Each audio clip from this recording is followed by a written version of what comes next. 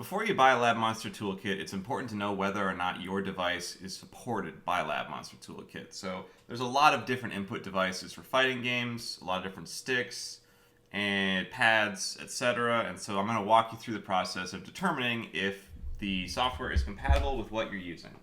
So first off, unplug every single USB stick or input gamepad device that you have from the computer, and go ahead and open up your device manager. You can find your device manager by going to your search here and typing in device manager. Go ahead and pull it up, and we're going to be looking at the bottom of this.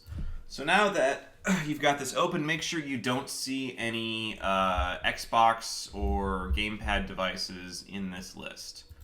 Then you should plug in your input device of choice. So if you use a stick with a Brook Universal Fighting Board in it, hold the top button third from the left, so the third button in the top row.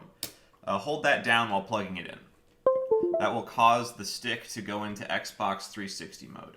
Now, if you see this Xbox 360 peripherals, Xbox 360 controller for Windows, you're good. Your stick will work for Lab Monster Toolkit. You don't have to do anything else. It'll just work natively and everything will be great.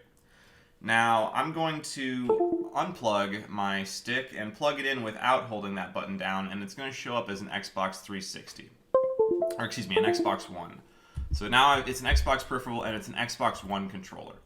Now, if you see this, or you see a PS4 controller or a PS5 controller, natively this will not immediately work with Lab Monster Toolkit. It's not to say that you can't use Lab Monster Toolkit with it, but you'll need some intermediate software. So I'm using X360CE, which is Xbox 360 controller emulator. This is software that will create a virtual controller that Lab Monster Toolkit can read from, and it can basically convert your existing controller to a Xbox 360 controller. So I'll just walk you through the process of setting this up. We're going to go ahead and grab our Xbox One controller as the input device, and then we're just going to select the relevant inputs. I'm just going to cover the D-pad buttons here.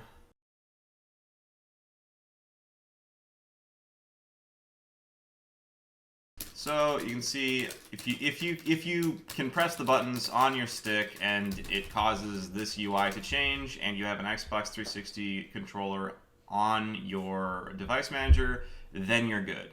Now, one other important note.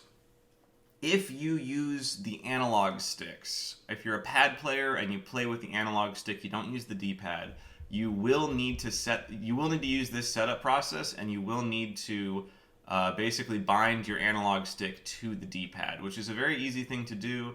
This software gives you options for basically changing what the left and right dead zones are for the sticks so that they map to the axes of the D-pad. You can bind these to your axes. It's very simple to do, but currently the joysticks are not recorded and are not passed through. That is a thing that we're planning on supporting in the future. This also means if you're a cross-up user and you use SODC, simultaneous opposite canceling inputs, if you use both, if you use a cross-up, a lot of your cross-up tech is not going to work natively with the toolkit right now.